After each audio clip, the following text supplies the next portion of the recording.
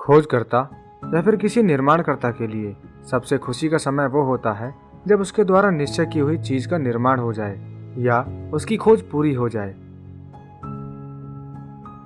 लेकिन क्या हो अगर साइंटिस्ट या रिसर्चर्स की मौत उन्हीं के बनाए इन्वेंशन से हो जाए? यस माय फ्रेंड, आज की इस वीडियो में हम जानेंगे कुछ ऐसे इन्वेंटर्स के बारे में जिन्होंने दिन रात एक कर खून पसीना बहाकर अपनी इन्वेंशन को अंजाम दिया, लेकिन उसी इन्वेंशन ने उनकी जान भी ले ली। तो चलिए वीडियो को स्टार्ट करते हैं। और उससे पहले अगर आपको साइंस और फैक्ट से रिलेटेड वीडियोस देखना पसंद है तो इस साइंटेक चैनल को आप जरूर सब्सक्राइब कीजिए, वो भी बेल आइकन को प्रेस करके, क्योंकि आपको हर हफ्ते साइंस और फैक्ट से जुड़ी कुछ अमेजिंग, शॉकिंग और इंटरेस्टिंग टॉपिक पर वीडियोस मिलती रहेंगी। So please subscribe this channel. Now सबसे पहले बात करते हैं मैरी क्यूरी की। और ये अब तक की सबसे फेमस फिजिसिस्ट और केमिस्ट थी और इन्होंने रेडियम की खोज करके दुनिया के सामने एक बड़ा चमत्कार किया था। भौतिक और रसायन विज्ञान की एक बहुत बड़ी वैज्ञानिक मैरी क्यूरी को आज उनकी दुनिया उनके किए गए आविष्कारों को जानती है। 7 नवंबर 1967 में इनका जन्म हुआ और ये नोबेल प्राइज जीतने वाली पहली महिला थी और पेरिस के विश्वविद्यालय में प्रोफेसर बनने वाली भी पहली महिला थी। इनकी खोजों के बदौलत एक्सरे जैसी टेक्नोलॉजी का आविष्कार हो सका। नोबेल प्राइज से सम्मानित प्रथम महिला होने के साथ साथ और रसायन जैसे क्षेत्रों में 2 अलग अलग पुरस्कार जीतने वाली मैरी क्यूरी आज भी एकमात्र ऐसे इंसान हैं जिन्होंने रेडियो एक्टिव और 2 एलिमेंट रेडियम और पोलोनियम की थ्योरी की डिस्कवरी की। और जिन डिस्कवरी के कारण इन्हें जाना जाता है उन्हीं डिस्कवरी के कारण इनकी मौत हो गई, क्योंकि इनके लंबे समय से रेडिएशन के संपर्क में आने से ये एक गंभीर बीमारी की शिकार हो गई और 4 जुलाई 1934 को इनकी मृत्यु हो गई। मैरी क्यूरी ने वास्तव में रेडिएशन के कारण होने वाली हेल्थ प्रॉब्लम को स्वीकार किया ही नहीं और इन्होंने रेडिएशन से जुड़ी सभी कार्य को बिना किसी सुरक्षा उपाय के किया, जिस कारण इनकी मृत्यु हो गई। नेक्स्ट बात करते हैं फ्रैंज रिचेल की। इनका जन्म ऑस्ट्रेलिया में 1879 में हुआ और 1898 में ये पेरिस चले गए।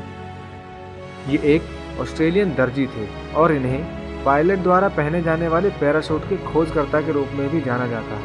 इनके बनाए गए पहले पैराशूट का वजन लगभग 70 केजी था, जिसके बाद इन्होंने उसे अपग्रेड कर 25 किलोग्राम वजन कम कर दिया।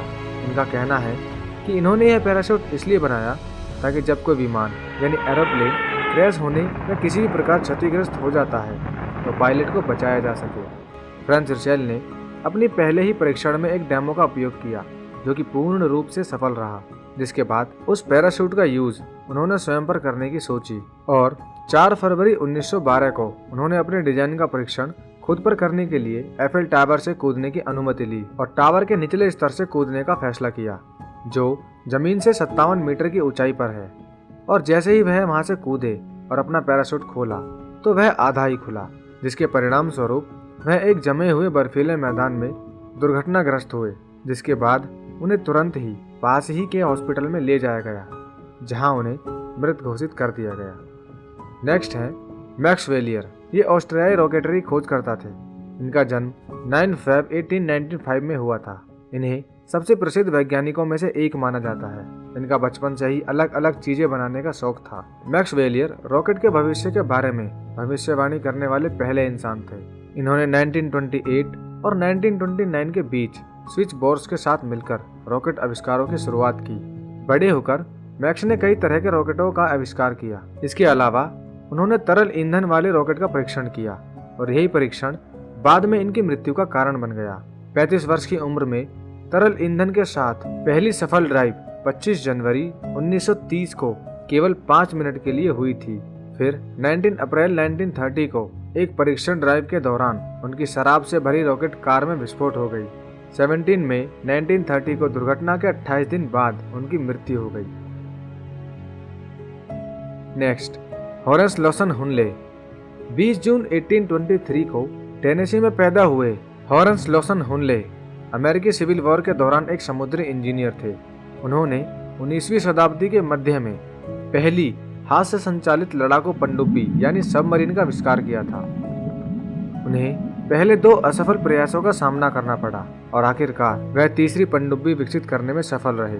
लेकिन 5 अक्टूबर 1863 को परीक्षण के दौरान अपने 8 चालक दल सदस्यों के साथ इनकी विकसित पनडुब्बी दुर्घटनाग्रस्त हो गई और इसमें हुनले सहित 8 सदस्य मारे गए। नेक्स्ट है ओटो लिलियनथेल। हर इंसान का उड़ने का सपना हमेशा से रहा है और इनका भी सपना उड़ने का ही था। इनका जन्म 13 मई 1848 को जर्मनी में हुआ था और यह पहले इंसान थे जो हवा में उड़े और सुरक्षित जमीन पर भी आए। उन्हें विमानन के अग्रणी यानी लीडर के रूप में याद किया जाता है और इन्हें ग्लाइडर किंग के रूप में भी जाना जाता है। इन्होंने अपने पंखों की वायुगति संरचना को खोजने के लिए पक्षियों, विशेष रूप से सारस पर शोध किया।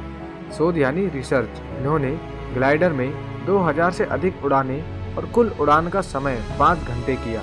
9 अगस्त 1896 को उन्होंने अपने ग्लाइडर का परीक्षण शुरू किया। चौथे प्रयास में ग्लाइडर को संभालने में कठिनाई हुई और वह लगभग 15 मीटर की ऊंचाई से गिर गए, जिसकी वजह से उनके गर्दन में फ्रैक्चर हुआ और अगले ही दिन उनकी मृत्यु हो गई।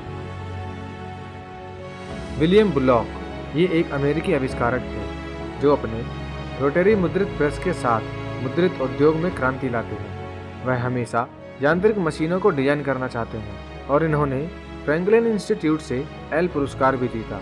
इन्होंने जिस प्रिंटर का आविष्कार किया था वह 1 घंटे में 12,000 शीट्स प्रिंट कर सकती थी और बाद में इन्होंने इसे 30,000 शीट्स प्रति घंटे में सुधार दिया।